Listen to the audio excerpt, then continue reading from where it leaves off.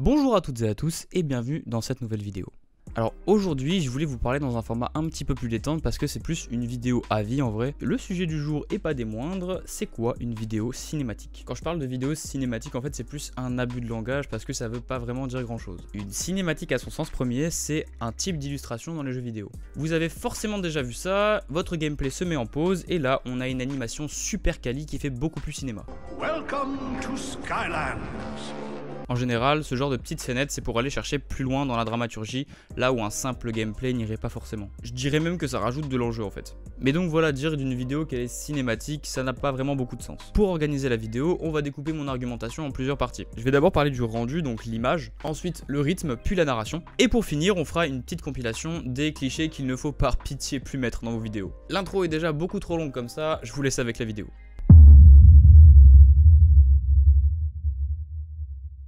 Le fameux rendu cinéma. Bon, alors ça n'existe pas, d'accord? Ça ne veut littéralement rien dire. En tout cas, pour qualifier l'image, ça ne veut rien dire parce que quand on parle d'une œuvre cinématographique, en fait, on parle de l'œuvre dans sa globalité. Donc non, désolé Timéo si tu pensais avoir le même rendu que Joker simplement en utilisant la lutte du film, c'est quand même un petit peu plus compliqué que ça. Chaque image est étalonnée de manière unique et vous ne pouvez pas réellement savoir quelle technique ils ont utilisée. Avoir le même rendu que Joker, ça veut dire avoir la même exposition, la même lumière, la même teinte de peau, la même caméra avec les mêmes réglages.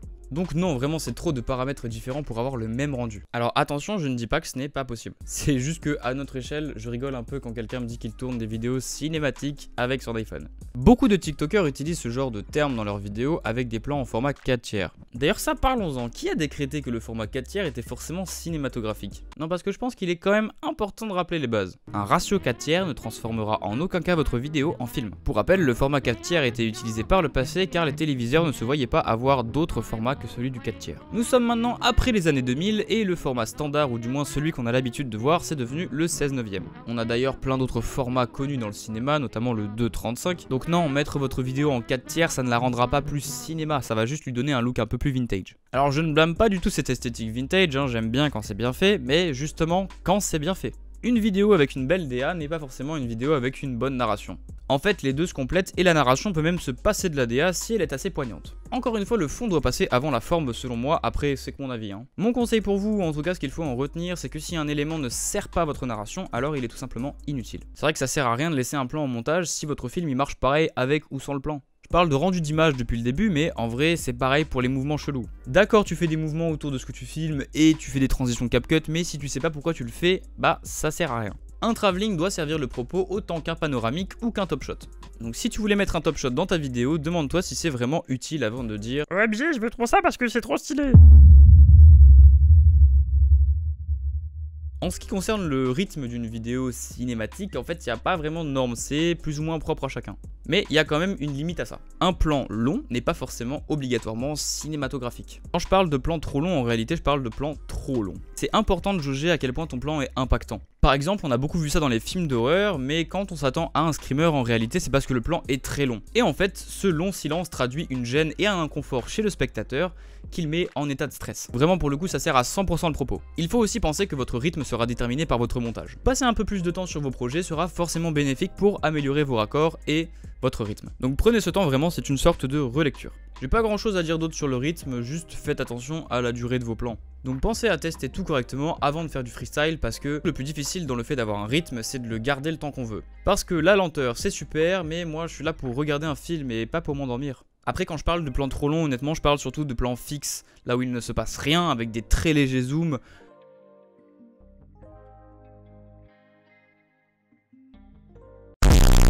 Et là, t'as la petite voix off qui vient rajouter son petit grain de sel. Amazing sound design or just a decent sound design will make that video feel Et là, c'est bon, c'est chiant à mourir. En fait, si vous voulez faire des plans assez longs, assurez-vous qu'il y ait un minimum d'action ou un truc intéressant à filmer. Parce que ça n'a pas beaucoup de sens de filmer quelque chose qui ne bouge pas ou très peu. La narration, comme je vous ai dit en début de vidéo, c'est la chose la plus importante selon moi. Comment amener son spectateur là où on veut qu'il aille? C'est vraiment la chose la plus importante et souvent la plus négligée aussi. Donc la narration d'une vidéo cinématique, c'est quoi? En fait, c'est pareil que le rythme, c'est un peu propre à chacun, mais il y a certaines personnes qui se perdent beaucoup dans leur narration parce qu'elles se font déborder par leurs propos. Je m'explique. Prenons un film engagé, il faut faire attention à plusieurs choses. Est-ce que vous avez pleinement conscience de ce pourquoi vous faites ce film? Est-ce que votre thème est assez solide? Est-ce que vos personnages principaux sont importants si vous en avez? Et le plus important, est-ce que votre message va être reçu comme vous voulez l'envoyer? Et oui, car votre vision n'est pas forcément celle de la majorité, et attention à ne pas vous faire incendier parce que c'est pas passé auprès de votre public. Donc trop violent, faites attention, trop de drogue, faites attention, trop de messages, faites attention. En fait, tout ce qui pourrait vous faire dire « Ah, peut-être que là je vais un petit peu loin ». N'hésitez pas à demander conseil autour de vous, ils sauront peut-être vous aiguiller. C'est toujours ça d'avoir un avis sur ce que vous écrivez quand même. Donc voilà, j'ai pas vraiment la recette secrète pour faire une bonne narration, juste si je peux vous donner un conseil, allez checker les 12 étapes du héros de John Truby. Ça vous explique vraiment bien les lignes à suivre pour adapter votre histoire. Et quand je disais que la narration c'était propre à chacun, en fait ça vient un petit peu appuyer les 12 étapes du héros. Parce que si vous prenez ce schéma et que vous l'appliquez à n'importe quel film, vous verrez qu'il respecte probablement toutes les étapes du héros, mais pas forcément dans l'ordre. C'est globalement tout ce que j'ai à dire sur la narration, je ferai une vidéo sur les 12 étapes du héros, elle est en cours de préparation. La partie un peu drôle de la vidéo maintenant, les clichés qu'il ne faut plus mettre dans vos vidéos. Alors j'en ai déjà cité pas mal avec le format 4/3, le coup du plan trop long, celui qui veut rien dire. Ok, je le redis comme ça, mais c'est pas forcément parce que votre plan est beau que c'est forcément du cinéma. Pour écrire cette partie de la vidéo, j'ai regardé pas mal de youtubeurs cinéma entre guillemets, donc qui rendent leurs vidéos un peu cinématiques comme ils disent. Et en fait, ce que je constate, c'est que beaucoup d'entre eux font en réalité des vlogs façon cinéma. Un vlog, si on le souhaite, peut avoir un rendu cinéma, mais c'est toujours de l'abus de langage. Et j'ai juste l'impression que ce qu'ils appellent un rendu cinéma, en fait c'est le fait d'avoir une bonne composition avec une bonne lumière et certainement une certaine originalité. Même si on va pas se le cacher, ils font un peu tous la même chose. Cliché numéro 1, la cigarette. Alors désolé les fumeurs, c'est pas pour vous vexer, je fume aussi. Mais implanter une cigarette dans un plan, en fait ça sert pas à grand chose dans la plupart des films. Prenons Fight Club par exemple, Tyler Durden fume beaucoup, mais il fume rarement sa cigarette en entier. Et ce détail-là va contribuer à créer le caractère du personnage. Et pas qu'un peu je m'en foutiste. Dans Fight Club, on parle de schizophrénie, et les schizophrènes ont tendance à beaucoup fumer pour effacer leurs hallucinations. C'est sûrement dû à la nicotine, je sais pas vraiment pourquoi, en tout cas c'est une étude psychologique qui l'a prouvé. Et le fait qu'à chaque fois il ne termine jamais sa cigarette, il abandonne en quelque sorte son remède, laissant son alter ego prendre le dessus. Donc on peut concrètement dire que ça sert le propos du film. Un mec qui fume juste parce qu'il a envie de fumer, en fait ça sert à rien vu qu'avec ou sans c'est pareil. Une cigarette ne va pas vous faire ressentir des émotions alors que l'acteur si. Pensez bien que la fumée n'est pas une marque de fabrique et en plus c'est vraiment pas très original.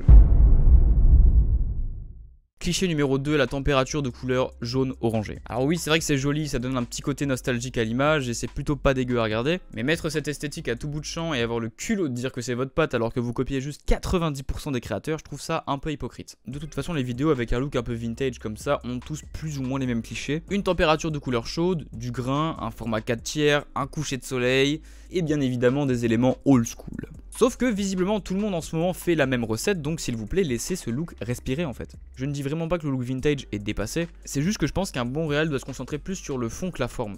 Parce que c'est souvent le cas dans ce genre de film, la narration est vraiment bancale, on peut même la qualifier de fragile. En gros, ne misez pas tout sur l'esthétique de votre film. Si vous voulez faire ça, faites de la photo, c'est pareil. Cliché numéro 3, le sunset. Alors vraiment je suis un grand fan de coucher de soleil, j'adore ça, c'est vraiment super beau, mais je comprends pas pourquoi vous vous sentez obligé de le mettre partout. Là en fait c'est plus un type de raisonnement que j'apprécie moyennement. Parce que de nombreuses personnes misent beaucoup sur la lumière naturelle, et en vrai c'est tout à votre honneur Psartech, mais je comprends vraiment pas pourquoi vous vous compliquez la vie. Un coucher de soleil dans une journée c'est variable entre 2 à 5 minutes pour voir vraiment le coucher de soleil disparaître. Donc factuellement c'est plus l'ambiance coucher de soleil qui nous intéresse. Environ 44 minutes en France. Non mais sérieux là vous forcez, il y a vraiment aucun avantage. Alors je dis pas que c'est impossible, mais je dis juste que vous vous mettez des bâtons dans les roues. Pourquoi vous obliger à tourner seulement quelques minutes dans la journée? En plus le sunset en général n'apporte pas vraiment grand chose d'autre qu'une temporalité. La qualité ne veut pas forcément dire sunset. Regardez, je vous mets 2 exemples de packshots qui ont été tournés en journée. Et pourtant ils n'en sont pas moins beaux. Donc par pitié arrêtez de le mettre tout le temps. Avec parcimonie on a dit. Parcimonie. Cliché numéro 4, les champs. Alors c'est valable aussi pour les plages et c'est une esthétique qui est vraiment très surexploitée je trouve. En fait ça reste des endroits et mettre un lieu pour mettre un lieu parce que c'est esthétique, en fait ça revient à la même chose que la cigarette. Parce que je vois beaucoup ce genre de décor quand je me balade sur les vidéos des autres créateurs, et la quasi-totalité de ces trucs n'ont ni queue ni tête. C'est vide de narration, la dramaturgie est vraiment flinguée. Sauf que c'est complètement possible de rendre un champ utile pour votre narration. Exemple classique, ce désert dans Breaking Bad. Il est utile à la narration parce qu'il contribue à un effet d'isolement et de solitude. Alors oui, c'est pas un champ, mais c'est le même principe. En fait, il faut donner un contexte ou une émotion à votre lieu pour qu'il serve votre narration. Sinon, globalement, ça ne vaut pas plus qu'une belle photo. Et oui, parce que si vous n'avez pas de narration, une photo, bah ça reste une photo. Cliché numéro 5, le grand angle. Donc là on sort un petit peu du look vintage actuel et on change un peu d'inspiration, parce qu'en général les grands angles sont souvent utilisés dans les films d'auteur. Je ne critique pas du tout ce genre de film, juste c'est pas du tout ma cam. Mais parfois j'avoue que je comprends vraiment pas l'utilité de mettre un grand angle, parce que pourtant le grand angle c'est un truc super fort. Vu qu'on voit beaucoup plus de détails dans la scène, il y a beaucoup plus d'éléments dans le cadre. Mais c'est si mal utilisé. Enfin bref, c'est pas un truc sur lequel j'ai beaucoup de choses à dire malheureusement, mais par pitié si vous n'avez rien à dire, laissez ce fichaille tranquille. Voilà, bon, c'est déjà la fin de cette vidéo, j'espère qu'elle vous aura plu. Si c'est le cas, n'hésitez pas à me le dire en commentaire, j'en ferai sûrement d'autres. Pour écrire cette vidéo, j'ai regardé pas mal de youtubeurs cinéma ou tiktokers cinéma, peu importe. Et en fait, ce que je constate, c'est qu'en général, c'est très souvent des vlogs avec des belles images. Les plans veulent souvent rien dire et ils servent pas vraiment à la narration. En fait, je pense que honnêtement, tout ce qu'ils veulent, c'est se rendre un peu stylé auprès de la communauté cinéphile. En tout cas, ce qu'il faut retenir, c'est que vraiment, un rendu ne vaut pas mieux qu'un autre. Donc peu importe le style au final, tant qu'on a un truc à raconter. Enfin peu importe, juste éclatez-vous.